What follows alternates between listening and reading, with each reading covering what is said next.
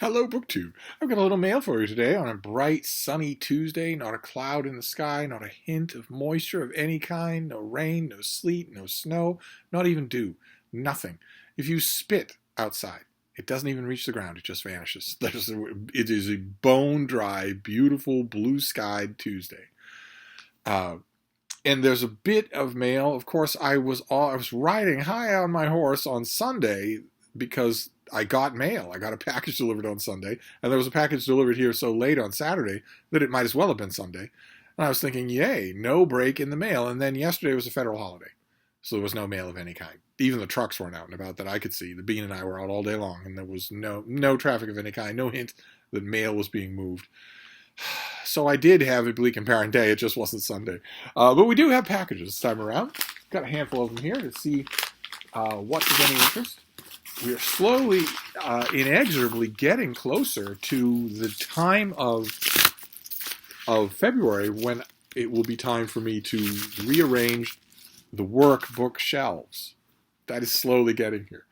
Oh, fantastic. Okay, great. This is from Harvard University Press. Great. I was just wondering about this yesterday, and here it is. This comes out in May. This is Selected Stories by Franz Kafka, translated by Mark Harmon. Just great. Fantastic. Okay, I don't have a sheet for this, but I was just thinking of, this has illustrations in it and everything. It has pictures. Oh, how interesting. What an odd way to do it. Look at that. I was just thinking about this yesterday, wondering, shouldn't it be about time that I'm seeing that? Great. Well, let's just read the back. Selected Stories presents new, exquisite renderings of short works by one of the indisputable pillars of 20th century literature. Award-winning translator and scholar Mark Harmon offers perhaps the most sensitive English rendering yet of Franz Kafka's unique German prose, terse, witty, laden with ambiguities and double meanings. With an in-depth biographical introduction, that'll be fun, as well as notes illuminating the stories and placing them in historical context, this volume pairs representative critical perspectives with masterpieces by a writer whose influence remains inescapable a century after his death. I wonder what Kafka would think. I can't help but, I've read so much about this guy, I can't help but wonder what he would think if he could pick up a book from the year 2024 and have himself called one of the indisputable pillars of 20th century literature. I don't know what he would think. Included are 16 stories arranged chronologically to convey a sense of Kafka's artistic development. Stories like The Judgment in the Penal Colony, A Hunger Artist, and The Transformation, usually though misleadingly translated as The Metamorphosis. Yeah, it might be misleading, but it's also common usage now, so you have to call it that. You can't call it the Transformation. You can if you want, but you otherwise now. Here you go. That's the thing that was missing yesterday as well during the federal holiday. There was no mail and there were no sirens. There have been, I don't know, it's morning yet, but there have been 50, 75 sirens so far today, which a lot of you have hinted over the years that when I hear a siren on a video and I say there's no emergency, so don't worry, there's no real emergency. A lot of you have said, well, isn't that a little heartless? Aren't you being a little heartless to the people who have an emergency? No, I meant it literally. There is no emergency when you hear those things. It's just that the driver of the ambulance or the police car or the siren, the fire engine, does not want to wait for the light to turn. Would you? If hitting a button on your dashboard could make sure you don't? That's it. It's not that there are emergencies, and the reason I know that is because the place is completely silent when there's a holiday. And that's not how emergencies work. Anyway.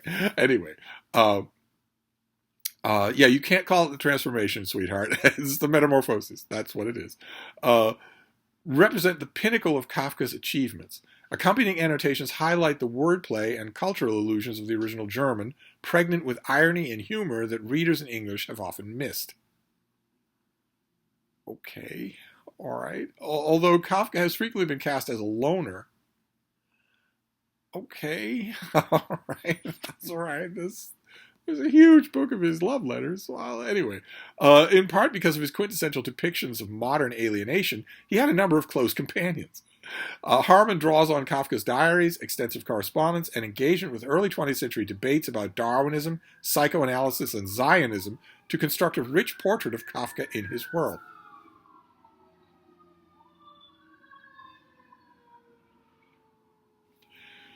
Okay.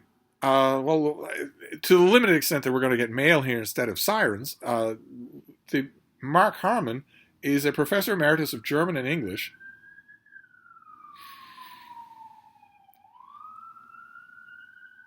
at Elizabethtown College, and his translations include Kafka's America and The Castle, as well as Soul of the Age, the selected letters of Hermann Hesse, and also a new translation of Letters to a Young Poet.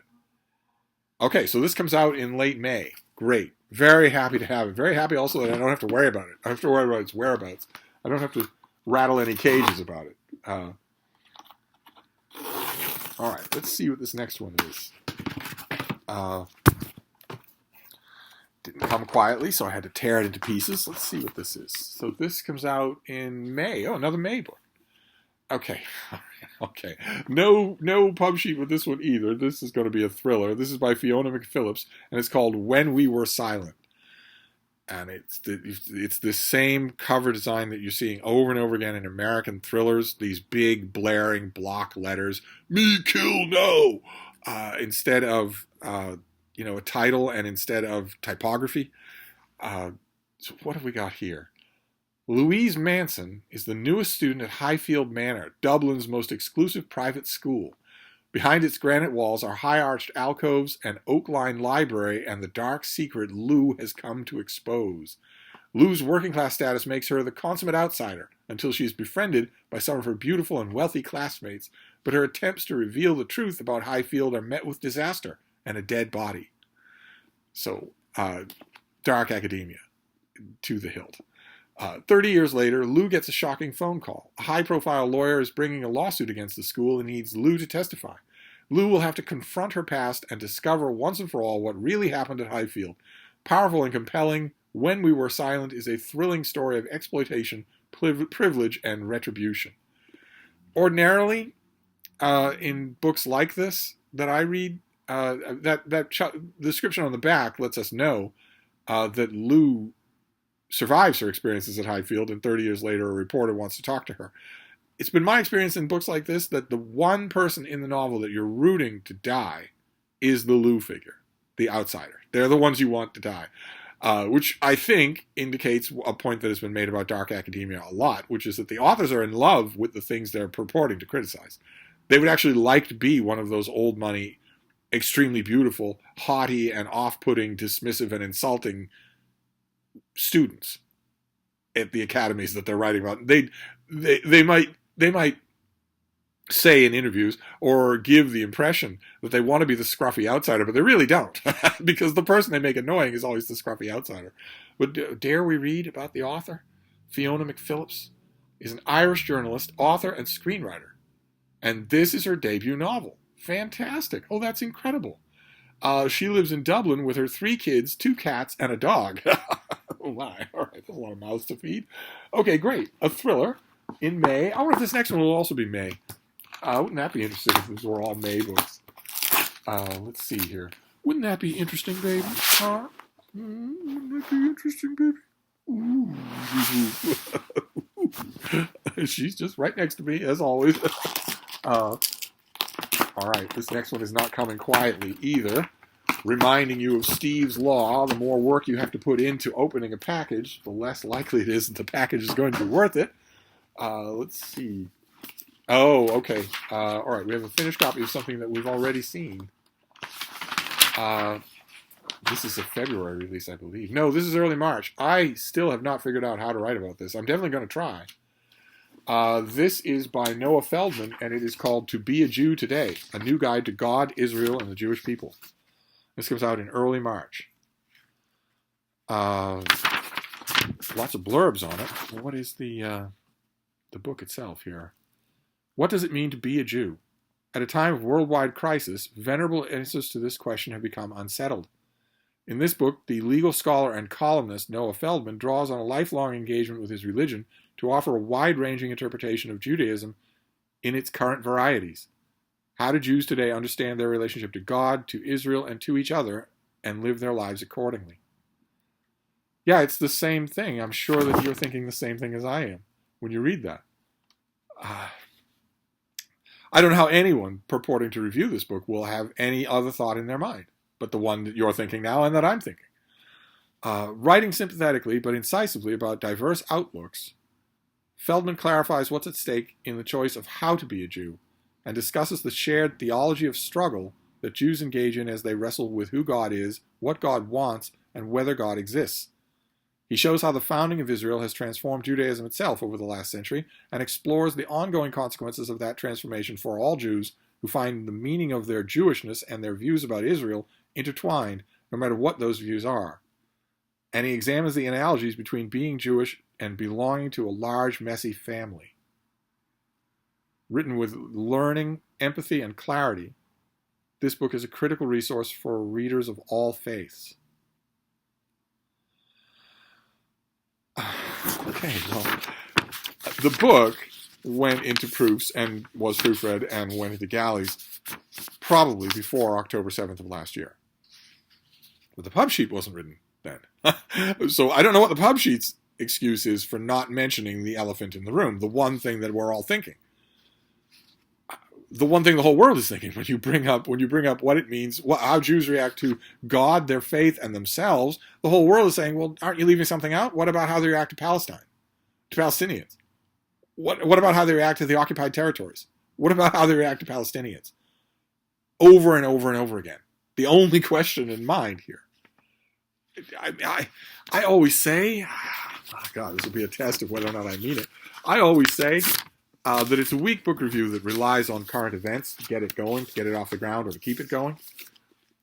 But, I mean, good God. How on earth are you supposed to ignore or overlook events in the world today? One of the greatest tragedies of the century, of this new century, is unfolding every minute of every day. And it's being perpetrated by Jews. So, no matter where you stand on the subject of Hamas, there's no denying that fact. And how are you supposed to ignore it in order to read this book or review it? How are you supposed to do that? It would be like if somebody tried the impossible. If somebody tried to write a campaign biography of Donald Trump from 2016. The underdog, who was a figure of mockery, rightfully so, because he came down a gold-plated escalator with a slave who he calls his wife, and called all of Mexicans rapists. So naturally he was an object figure of mockery. But he was an underdog. He was scrappy. He claimed he wasn't going to take any outsider donor money. That was a big issue in 2015. People don't remember that, but it was a huge issue. He said he was going to be no strings attached, would never ask any money from anybody, and would not be beholden to big donors. He would make his own policy. And there was a kind of pie-eyed unlikeliness about it all, so that reporters had to draw short straws in order to cover his campaign. It would be like if somebody wanted to write a campaign biography of that year and not mention anything else.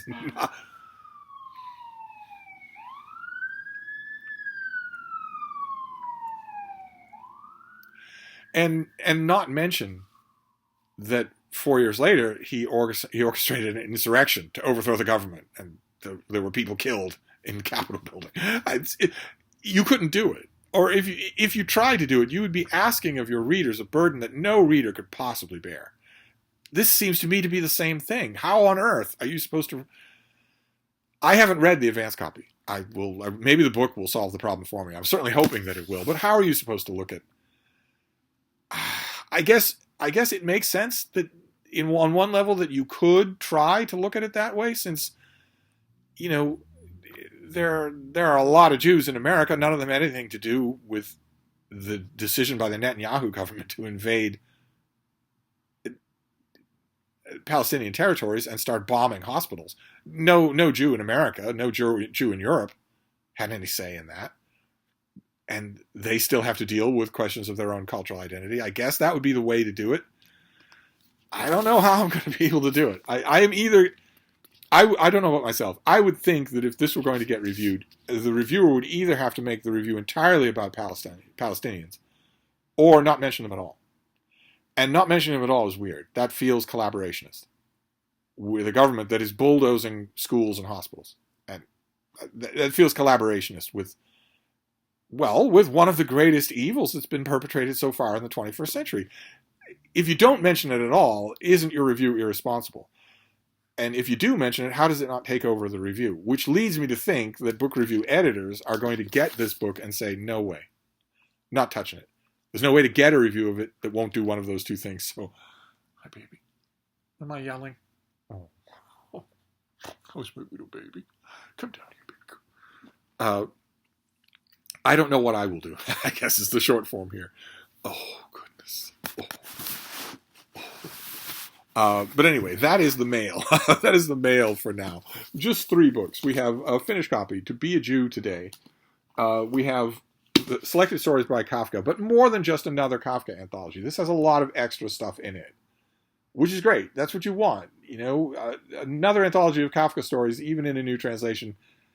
You want to add something to the mix here, and this does. A long introductory essay and also lots of extras.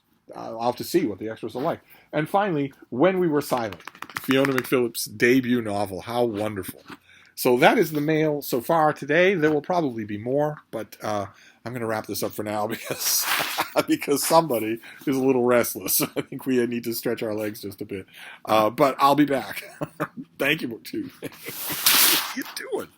What are you doing? What are you doing?